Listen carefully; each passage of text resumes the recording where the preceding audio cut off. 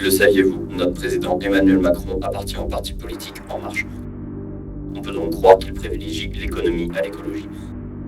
Cependant, il n'est pas celui qu'on pense. Nous avons un enjeu de lutte contre le réchauffement climatique. En effet, lors de l'événement One Planet Summit, une réunion internationale sur les changements climatiques, il a remporté le prix du champion de la Terre. Ce qui nous permet de vous révéler que notre chef d'État est en fait à la tête d'un groupuscule écolo extrémiste. Emmanuel Macron était en Chine du 4 au 6 novembre 2019. Cette information n'est pas un scoop, puisqu'elle est écrite noir sur blanc sur le site de l'Élysée. Or, c'est précisément là, à cette période, que le virus de la Covid-19 est apparu. S'agit-il vraiment d'une coïncidence ? Les scientifiques ont prouvé dans une étude que la Covid-19 est compatible avec une molécule que contient la sève de sapin. Effectivement, l'un des principes actifs de la sève de sapin est la thymokione. En transitant vers les cellules infectées, la thymokione peut se lier à l'enveloppe du virus SARS-CoV-2 en raison de sa nature hydrophobe et ainsi l'inhiber.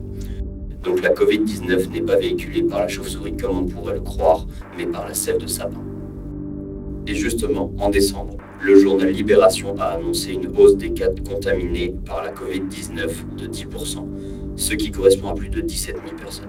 Cette avalanche de cas tombe précisément au moment des fêtes de fin d'année, une période où les sapins naturels envahissent nos salons pour le plaisir des petits et des grands. 2 foyers sur 10, soit 6 millions de familles françaises ont fait l'acquisition d'un de ces fameux sapins. 6 millions de familles françaises qui respirent la thymokione. Alors, est-ce un hasard ? Quand Emmanuel Macron a annoncé le confinement, la fermeture des écoles, le télétravail, les déplacements autorisés dans un rayon d'1 kilomètre maximum à condition d'être muni de son attestation, on a tous cru que c'était pour stopper la propagation du virus de la Covid-19, mais pas du tout. En accord avec ses convictions écologistes, notre président avait en fait pour but de réduire les émissions de gaz à effet de serre. Vous avez l'occasion de rentrer dans l'histoire. Alors osez, Monsieur le Président.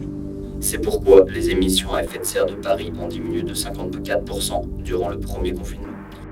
Ensuite, on a pu constater une baisse de 77% du trafic routier sur la totalité de la France. La suspension de 70% des TGV Inouï Ouigo vont également dans ce sens. Et pour le trafic aérien, on a pu remarquer une diminution de 70% des vols, ce qui conduit à une réduction de la pollution atmosphérique de 20 à 30%. Il est donc évident qu'Emmanuel Macron n'est pas celui qu'on croit, qu'il a profité du virus pour mener ses actions écologiques à l'insu de tous.